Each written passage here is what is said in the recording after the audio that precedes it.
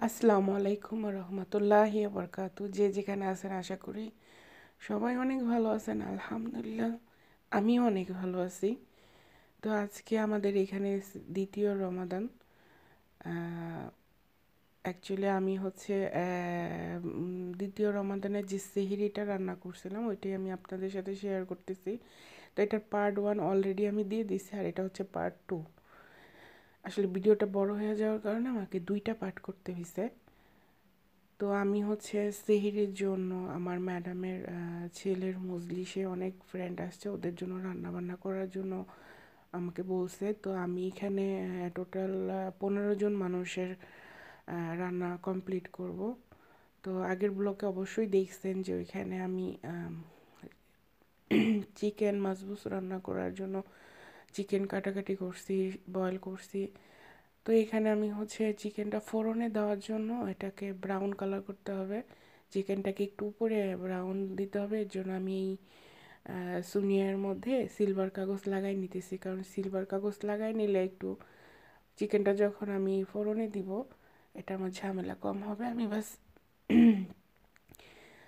এটা কারণ যখন আগুনে পুড়ে জিনিসটা তখন নিচে অনেক পোড়া লাগে বা ময়লা হয়, ধুইতে কষ্ট হয়। এর জন্য আমি এই কাগজটা লাগাই নিতেছি, তাতে আমার ঝামেলা একটু কম হবে। বাস চিকেনটা হয়ে গেলে চিকেনটা উঠাই নিয়ে আমি কাগজটা ফালাই দেবো। আমার আর নিচের যে ওইটা ট্রেটা ওইটা ধুইতে হবে না, এর জন্য আমি কাগজটা লাগাই নিতেছি।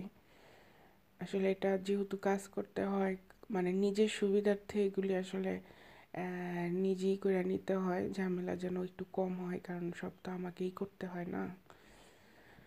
তো এই অবস্থা। তো আলহামদুলিল্লাহ আল্লাহর রহমতে এখন আমি সব কিছু কমপ্লিট করতেছি। তো এটা করে রাখলাম। চিকেন প্রায় হয়ে গেছে, চিকেনটা ম্যাক্সিমামটা হয়ে গেছে। তো আমি ওইখানে হচ্ছে চিকেনটা 2-4-5 মিনিটের মধ্যে আমি এটা বন্ধ করে দিব, চিকেন বয়েলিংটা। তো দর্শক, আমার ব্লগ যারা দেখেন, যদি আমার ব্লগটি ভালো লাগে প্লিজ একটা সাবস্ক্রাইব করে দিবেন, একটা লাইক করে দিবেন, একটা কমেন্টস করে দিবেন। তো আপনারা দেখতেছেন আমার চিকেনটা অলরেডি শেষ হয়ে গেছে। আমি একটা চুলা নিভাই দিয়েছি আর একটা চিকেন উঠাইতেছি। এখানে টোটাল 8 পিস চিকেন আছে, মানে একটা চিকেনকে আমি 2 পিস করছি। তো চিকেনগুলি উঠাই নিয়ে আমি এখানে আবার উপরে একটু কালার দিব। আসলে এই বাসায় আসছি আমি 2 বছর ওভার হয়ে গেছে, আমি এরকম বড় রান্না করি নাই কখনো। করছি 4-5 জনের রান্না করছি, কিন্তু আগে তো আসলে বাচ্চারা ছোট ছিল, মজলিস ছিল না, এখন মজলিস হয়েছে যার কারণে বড় রান্না করতে হয়, এই কথা। তো সমস্যা নেই, আসলে বিদেশের জীবনটাই এরকম। আপনাকে যখন যেটা অর্ডার করবে সেটা করতেই হবে, কিছু করার নাই। আর ওরা আসলে আমাদেরকে নিয়েই তো আসে কাজের জন্য না। মাঝে মাঝে অবশ্য অনেক টায়ার্ড লাগে, খারাপ লাগে, কষ্ট লাগে, আবার মাঝে মাঝে নিজেকেই বুঝাই কাজ ছাড়া কিছু করার নাই। তো আলহামদুলিল্লাহ আল্লাহর রহমতে চিকেনগুলি শেষ হয়ে গেছে। তো এখন আমি চিকেনগুলি সবগুলি উঠে চুলাটা একবারে নিভাই দিচ্ছি। ওই দেখেন পিছনে আমার বিড়ালটা। তো এখানে টোটাল 8 পিস চিকেন আছে। 8 পিস চিকেন হচ্ছে আমি এখন ফোড়নে দিয়ে দিব 8 পিস চিকেন। তারপরে চিকেনটা হয়ে গেলে আমি ফোড়নে দেওয়া শেষ হয়ে গেলে আমি হচ্ছে যে ভাতটা চিকেনের পানি দিয়ে আমি ভাতটা রান্না করে নেব। যেখানে আমি অলরেডি একটা পাত্রে একটু ফুড কালার আর হচ্ছে এটার সাথে একটু বাটার অ্যাডজাস্ট করে নিয়েছি। পানির উপরে রাখার কারণ হচ্ছে বাটারটা আসলে গরম না পাইলে তো গলে না, মিশবে না। এই জন্য আমি গরম পানির উপরে রেখে বাটারটা মিশাইতেছি ফুড কালারের সাথে। তারপরে প্রত্যেকটা চিকেনের উপরে হচ্ছে আমি ফুড কালারটা ইউজ করব।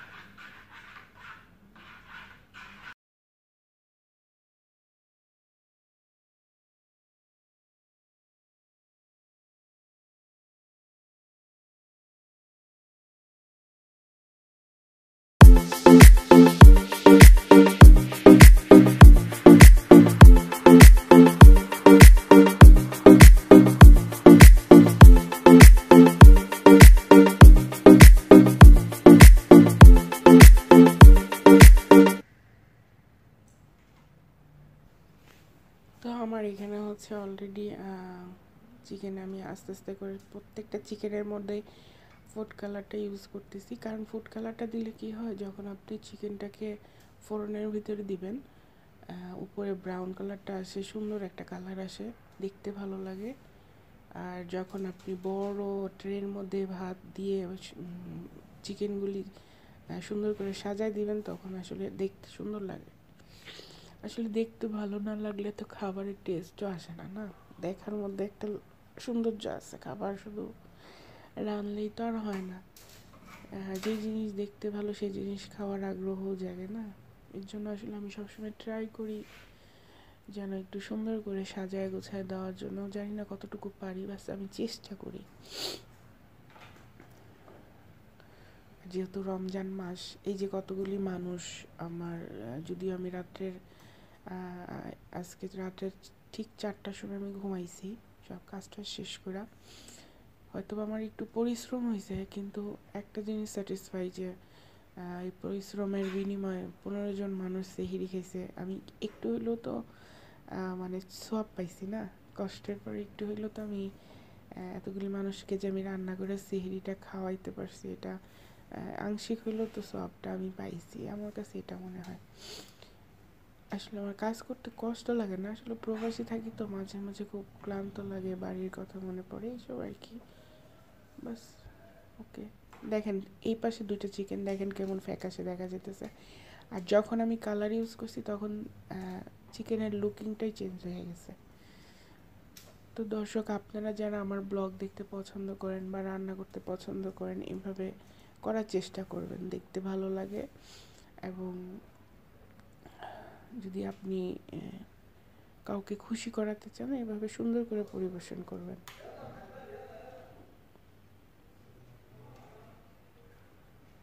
তা আমার চিকেন অলরেডি ফুড কালার করা শেষ। আমি হচ্ছে এগুলি দিয়ে দিব ফোড়নের মধ্যে। চুলার নিচেই ফোড়ন আছে, যেটাকে আসলে আমরা অনেকে হয়তো বলবেন ফোড়ন কি? ফোড়ন হচ্ছে মাইক্রোওয়েভের মতো, মাইক্রোওয়েভ যেরকম কারেন্টে চলে, এটা হচ্ছে গ্যাসে চলে। চুলার নিচে বড় ফোড়ন থাকে।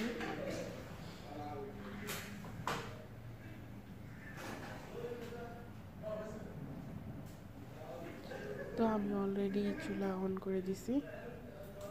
এখন ট্রেটা হচ্ছে চুলার ভিতরে দিয়ে দিব। লো আজে দিছি, কারণ আমার খাবারটা খেতে অনেক লেট হবে। আমি এটা যখন দিছি তখন অলমোস্ট 12টা বাজে রাতে। তো আমি হচ্ছে আস্তে আস্তে চিকেনটা কালারিং হোক, এর জন্য আমি একটু লো করে দিছি আঁচটা।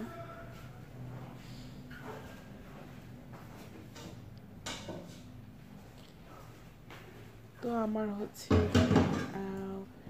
2টা পাতিলাতে আমি ভাবছি যে রান্না করব, কারণ অনেক চাউল রান্না করতে হবে, যার কারণে আমি পানিটা এক পাতিলে দিয়ে দিছি। আর এই পাতিলটা ধুয়ে আমি এই পাতিলাটা চাউল বসানোর জন্য প্রস্তুতি নিতেছি।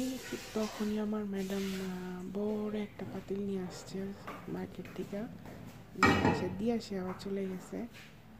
তো ভালোই হয়েছে, আসলে 2 পাতিলে রান্না করাটা একটা ঝামেলা।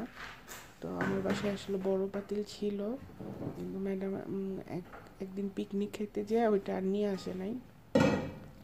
তা আমি ফোন করে বলাতে সে আবার বলছে আচ্ছা তুই অপেক্ষা কর, আমি নিয়ে আসতেছি, আমাকে ফোন দিয়েছিল। বা আমি আর অপেক্ষা না করে আমি রান্না চড়াই দিয়েছিলাম। তো আমি হচ্ছে অলরেডি এখানে পাতিলের টান দিয়ে রাখবো না, আসলে আগের জন্য। তো আমি অলরেডি পাতিল বসাই দিচ্ছি, পাতিলের তেলও দেওয়া হয়ে গেছে। হচ্ছে কিছুটা পেঁয়াজও দেওয়া হয়েছে, পেঁয়াজগুলি ব্রাউন কালার করার জন্য অপেক্ষা করতেছি। আস্তে আস্তে এটাতে আমি লং, এলাচ, দারচিনি, তারপরে গোলমরিচ এবং তেজপাতা আর লেমন আসওয়াদ সব কিছু দিয়ে দিব। তারপরে হচ্ছে যে একটু পেঁয়াজটা ব্রাউন কালার হলে আমি হচ্ছে চাউলটা একটু ভেজে একটু আদা রসুনের পেস্ট দেবো। দেওয়ার পরে আমি ওই চিকেনের যে পানিটা বয়েল করছি, যে পানিটা, এই পানিটা আমি ছাইটা এখানে দিয়ে দিব। আসলে এদেশে এইভাবেই চিকেনের পানি, চিকেন যে যে পানিটাতে চিকেন বয়েল করে ওইখানেই হচ্ছে দেখা যায় যে ওই পানিটা দিয়েই ভাত রান্না করা হয়। চিকেন বলেন আর লাহাম বলেন, মানে মাংস বলেন, যেটাই বলেন না কেন ওই পানিটা দিয়েই ভাত রান্না করা হয়। আর এখানে দিয়ে দিব একটা টমেটো কেটে আমি দিয়ে দিব।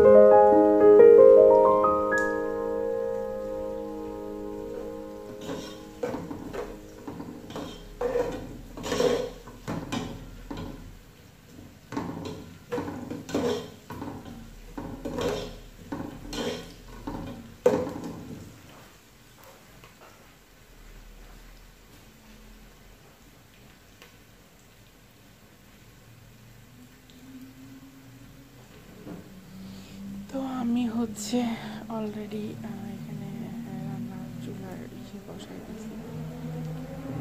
তো আমি এটাতে হচ্ছে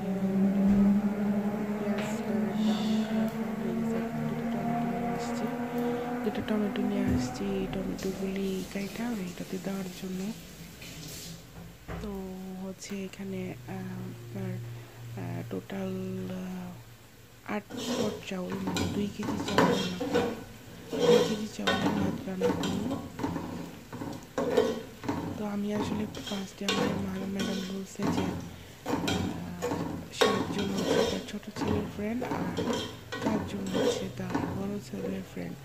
তো 7 আর 4 হচ্ছে 11 জন। তো ওই হিসেবে আমি রান্না করতে গেছি, কিন্তু দেখা গেছে পরে মানুষ বাইরে গেছে, তখন আমি আসলে চাউলটা আবার নিয়ে নিছি।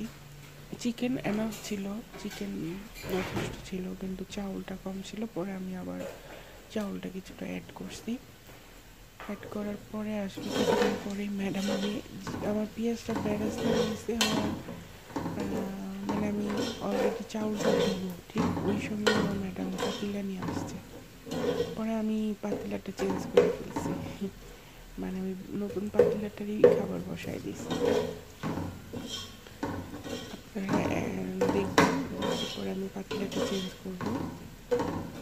ঠিক মানে ভালো চাউলটা দেওয়ার পরে আসে নাই, চাউলটা দেওয়ার পরে আসলে হয়তো আমি চেঞ্জ করতাম না, দেওয়ার আগে যেহেতু আসছে এই কারণে আমি চেঞ্জ করে নিয়েছি। আমার রান্না বান্না মোটামুটি চিকেনটা শেষ, এখন শুধু ভাতটা হচ্ছে আমি মানে ই করবো। দেখেন দর্শক, আজকে কত বড় এক পাতিল ম্যাডাম নিয়ে আসছে ভিডিওটা, কারণ আমার বাসায় এর আগে জীবনও এত রান্না হয় নাই, কারণ বললাম না বাচ্চারা ছোট ছিল, মজলিস ছিল না এখানে। মোটামুটি আসলে মজলিস হতে আমার বাসায় বড় বড় রান্না করতে হয়। তো ম্যাডাম এখন এই পাতিলটা নিয়ে আসছে। আমি ওই যে ছোট পাতিলে 2 পাতিলে বসাইতে চাইছিলাম, আর এখানে ম্যাডাম যে আমার নিয়ে আসলো পাতিলা, যে ভালো হয়েছে। এখন এটাতে আমি রান্না করবো ইনশাআল্লাহ। তো আমার ওই ইসের মধ্যে আগে যেটাকে বসেছিল ওইটা সব পেঁয়াজটা যেটা তৈরি করে ফেলছি, একসঙ্গে দিচ্ছি। আমার পেঁয়াজ অলমোস্ট শেষ, রান্না হয়ে গেছে, কিন্তু কিছুটা পেঁয়াজ আগে খাওয়া লাগবে। কারণ হচ্ছে আমি চাউলটা ভাজার পরে আমি পানি টানি দেওয়ার পরে তখন আবার আমি পেঁয়াজটা অ্যাড করবো। যেহেতু পেঁয়াজটা বেরেস্তা করা হয়েছে, তো বেরেস্তা পেঁয়াজ কিন্তু পরে দিলে ওই ভাতটা ভালো লাগে বেশি। তো একটু রাখবো, আমি অল্প একটু রাখবো এখানে, আর বেশি কিছু উঠাই ফেলবো, পরে অ্যাড করবো পেঁয়াজ। চাউলটা এখন দিয়ে দিব। দর্শক দেখেন, লাড়তে লাড়তে হাত, আসলে দেখা গেছে একটু বড় রান্না। আরবিদের বাসায় তো বড় পাতিল যেটা খাদ্য থাকে, ফোন ধরাও সমস্যা, আসলে এরকম নাই, ধরাও সমস্যা, কাজ করতে হয়, তো মাঝে মাঝে একটু প্রবলেম হবে। তারপরে ওকে, আলহামদুলিল্লাহ, সমস্যা নেই। তা আমি চাউল অলরেডি দিয়ে দিছি এবং টমেটো দিয়ে দিছি। চাউলটা আমি হালকা একটু ভাজবো, চাউলটা একটু কষুক, তারপরে হচ্ছে আমি এটাতে পানি দিব, আমি পানিটা দিয়ে দিব। আমি এখানে কিন্তু সব মশলা দিচ্ছি, কিন্তু লবণ দিইনি, কারণ আমি আগে দেখবো আমার চিকেনের পানিটার লবণ এটাতে হয়ে যায় কিনা। যদি আমি লবণ এখানে অ্যাড করতাম তাহলে আমার এই ভাতটা খাওয়া যেত না, কারণ আমি চিকেনের লবণ যথেষ্ট পরিমাণ দিয়েছিলাম, এর জন্য আমার খেয়াল আছে, এর জন্য আমি লবণ অ্যাড করি না। আমি আগে পানিটা দেওয়ার পরে যখন ভাতটা বয়েল হয়ে আসবে তখন আমি লবণটা চেক করে যদি লাগে দিব, না লাগলে অ্যাড দিব না, এর জন্য আমি লবণটা অ্যাড করে নিই।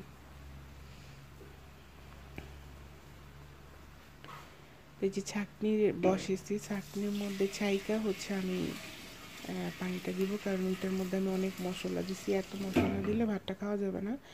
আর যেহেতু আমি যখন পেঁয়াজটা বেরেস্তা করছি তখন তো আমি মশলা আবার অ্যাগেন দিছি, তো আমি শুধু এখানে একটু পানিটা নাইড়া নিতেছি, কারণ নিচে মশলাগুলি সব জমে আছে, তো এর জন্য আমি আবার একটু নাইড়া পানিটা ছাইকা দিতেছি। দেখেন দর্শক, কত রিস্ক নিয়ে কাজটা করতেছি, যদি হাত থেকে ফ্রিজটা পড়ে না যায় সব শেষ। পরে আমার মনে হচ্ছে যে এত রিস্ক নেওয়া ঠিক হয় না, আসলে দেখা যায় কাজ করতে করতে এতই থাকে না, এটা হচ্ছে আসল কথা।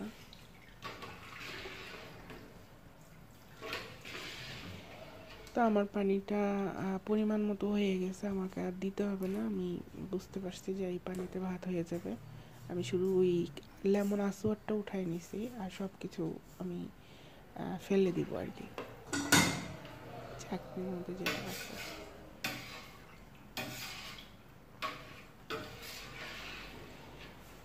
আমি কিন্তু, আমার না একটা জিনিস খুব ভালো লাগে দর্শক, আমার মানে যখন আমি বাসায় ছিলাম, বা আমি যখন মানুষ আসে না ছোটো থেকে কাজ করে, আমি কিন্তু আমার জীবনে আমার বাবা মার বাসায় কখনোই কাজ করিনি, কখনোই না।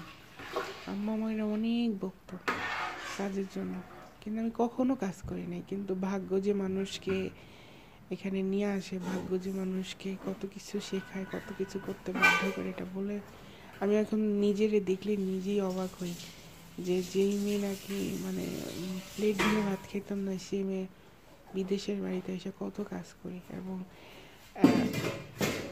আল্লাহ বাঁচাইলে এখন আমি 2, 4, 50, 100 জন মানুষের রান্না করতে পারবো, ওই সাহস আমার আছে। তো এটাই আসলে মানুষকে অনেক কিছু শেখায় সময়ের সাথে সাথে। তা আমি হচ্ছে মুরগি যে ফোড়নে দিছি, ওটা তো নিচে, মানে ফোড়নের মধ্যে 2টা লেয়ার আগুনের, একটা হচ্ছে নিচে আর একটা হচ্ছে উপরে, মানে চিকেনের নিচে হচ্ছে আগুন একটা লেয়ার, উপরে আরেকটা। তো উপরেরটা আমি দিই নাই, কারণ ইচ্ছে করেই আমি চাইছিলাম যে নিচে আগে হোক, পরে উপরে ব্রাউনটা হচ্ছে আমি উপরে আগুনটা দিব নামানোর আধা ঘন্টা বা 10 মিনিট আগে। তো আমি উপরের লেয়ারটায় আগুন ধরাই দিতেছি অলরেডি।